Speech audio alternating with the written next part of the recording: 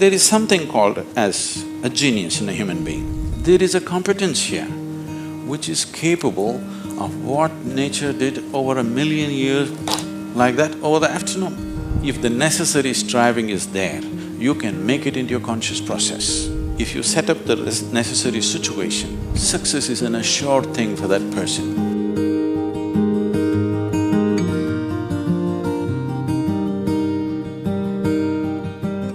Small things or big things, it doesn't matter.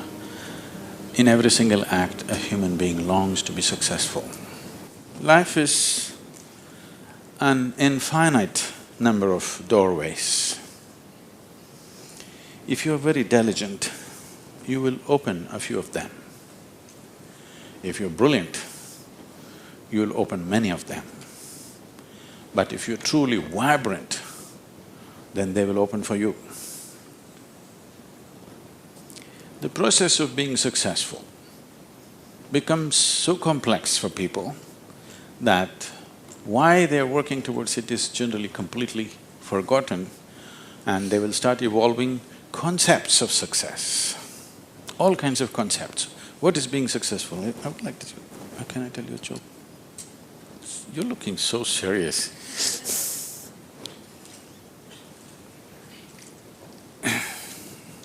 There was a man in India whose name is Shankaran Pillai.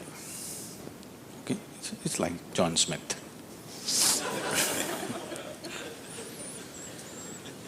His son came to United States. Obviously, an Indian young man means he's a software engineer. He went to Texas, Houston and started working there. Then he fell in love with a white American woman. He struggled because back home, this love affair is a crime. He struggled and struggled, then one day told his mother, then the mother informed the father, and the father exploded. He went back home to convince him, didn't work, because in India, if you have to get married, they're tracing your family tree for 5,000 years. They're looking at the genetic purity of the person that you're marrying.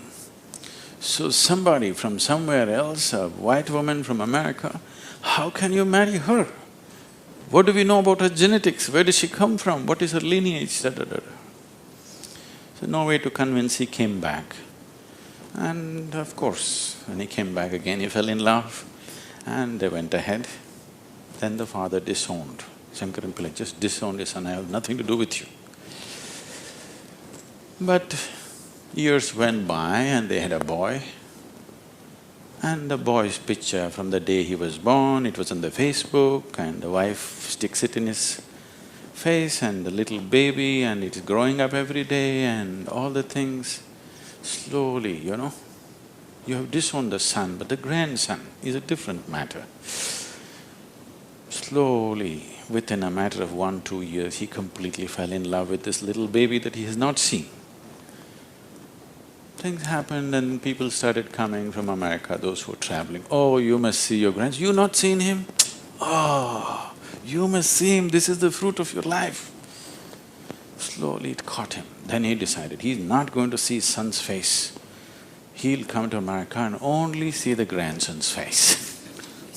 And of course he's not going to look at that white woman. Then he came to America and a 7-year-old boy, full of energy, they're living on a small ranch, he's all over the place doing all kinds of things. He completely got washed away by this little fellow. Then this little boy one day said, "Grandpa, come, I'll show you my archery skills." He took him to the barn inside and he went into the barn and there he saw 8 targets, all of them with the arrow in the bullseye. Shankaran Pillai looked at it and then he thought, oh, this is my grandson. He thought of all the great legendary archers of India, Arjuna and Ekalavya and he saw the future, all the Olympic gold medals falling from the sky. Then he asked for "From what distance did you shoot?" The boy said, "From 20 yards. "What? From 20 yards, 8 targets, you shot them dead on, bullseye? How do you do this?" Then the boy said, "Grandpa, I first shoot and then paint the target." So, these concepts about being successful can be very crippling. And I have continuously been with people, they've reached a certain point of success and their concepts of success are not fitting, their life is not fitting into their concept of success and it's breaking it and they think something is going wrong. It is not going wrong, they're just getting better, situations are pushing them on, but their concept is breaking up, so they're suffering their success. You will see any number of people going through these kind of things. When we talk about success, I'm sure all of you must be already having plans as to how to unfold this success in your life. Made your plans. Plan is good, but plans again can get caught up in things because you plan from what you know today. Nobody can plan from something that you do not know. Your plan means it is an exaggeration of today as a tomorrow. Right now you're here at a certain level, now you think, my plan means this must be 10 times more in this many years or whatever, or 100 times or 1,000,000 times or whatever. But plan is just essentially an exaggeration of what is today. Maybe there is a certain logic to it, maybe there is a certain understanding of the logistic attached to it, but essentially it's an exaggeration of today. That means in many ways it's ruled out whatever other possibilities which are not yet in your experience. In Pennsylvania, you heard of the Pennsylvania floods? Pennsylvania has floods, you know. It once happened, a big flood came and water started rising in a small town and it rose up to the house is getting submerged. So 2 young boys got onto the roof of their house and they were sitting there. And then they saw a hat going up and down in front of the house. One of the boys asked, "What is that? Why is that hat going up and down?" So the other boy said, "Don't worry, it's my dad. Yesterday night he got into a fight with my mom and took a vow, hell or high water, I'm going to mow that lawn."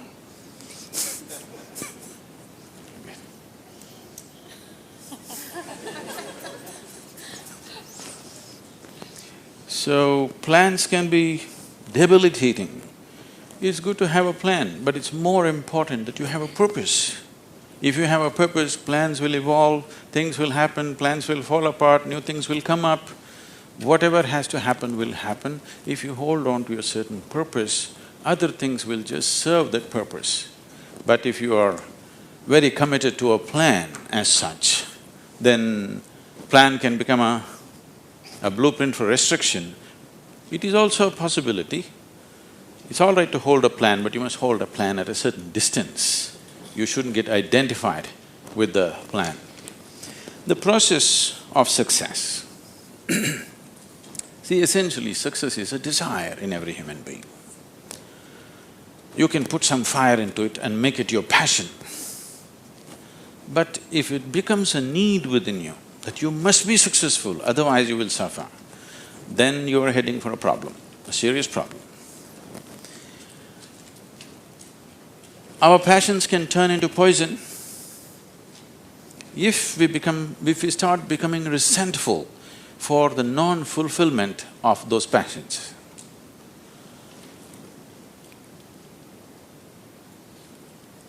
When I say turning into poison, today there's substantial medical and scientific evidence to show that if you become resentful, when you resent something, when you're angry with something, when you're frustrated with something, we can medically today check, we can do a little bit of blood work and show you're actually putting poison into your system. These are poisons that you drink and you hope somebody else will die. Life does not work like that. If you drink poison, you die, and it's fair. It's very fair, isn't it? If you drink poison, you must die.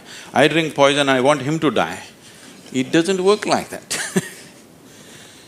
So these emotions always take away the fundamental ability. See, there is something called as a genius in a human being. Every human being has it, every human being touches it at some moment of life. But the question is, how often do you touch it? That's a question. You sparked once in your lifetime. That's not good enough. You must be sparking all the time, isn't it? What is genius? There are many ways to look at it. One simplest way to look at it is, when we say intelligence, we are always thinking logical thought. Now, logical thought will be meaningless probably in another 25 years, because your computer may be able to explore all the permutations and combinations of logical thought much quicker and better than you can do. So touching the genius means there's another dimension of intelligence within you. What did you have for breakfast? Chicken in salad. See, he ate a chicken. Over the afternoon, this chicken has transformed itself into a human being. If you ask Charles Darwin, how long does it take for a chicken to become a human being, he would talk in terms of millions of years. Here he is. Over the afternoon, he transforms a chicken into a human being. So there is an intelligence here, there is a competence here, which is capable of what nature did over 1,000,000 years like that over the afternoon. Only thing is, this is an unconscious state of intelligence. Whatever is unconscious, if the necessary striving is there, you can make it into your conscious process. In your conscious process, if this intelligence, even a drop of this intelligence is available to you, suddenly life will spark like it's a magic. What everybody slogs for, you can just simply do it. Now when I say intelligence, always people would think this. If you say intelligence and ask them to show in sign language, they'll always say this, isn't it? They'll not say this or this or this or this, but one cell in your body is doing more activity than your brain could ever do. One molecule of DNA is doing so many millions of functions in a minute that you can never ever figure it out. Yes or no? So in yoga, in the yogic systems, in the yogic sciences, we never look at anything as mind. There's no such thing as mind. There is a physical body and there is a mental body. So you learn to think through your body. You know, it's a short session, it's not an area that we should enter right now, but I have to tell you this. There are many things personally that I do at the same time. Now people come and tell me, just now I'm entering the session, somebody comes and tells me, Sadhguru, these building plans have to happen, because we do everything ourselves. Now by the time I get out, I'll have the building plan ready as I'm speaking here, because 12 to 14 channels actively keep going on in my head. It is not just in the head, you learn to think through your body. Learning to think through your body will never give you a headache, that's the best part of it. Now, all these responsibilities and 1,000 things happening at the same time, won't you get stressed? There is no such thing, because you use a deeper dimension of yourself and everybody is capable of this and everybody has it. You may not have the same level of intellect as somebody else has. That is always subject to person. But all of you eat, if you eat a carrot, you can digest it. That means you have another dimension of intelligence. Yes? If you set up the necessary situation that everything that's there within the system is available for you, success is an assured thing for that person.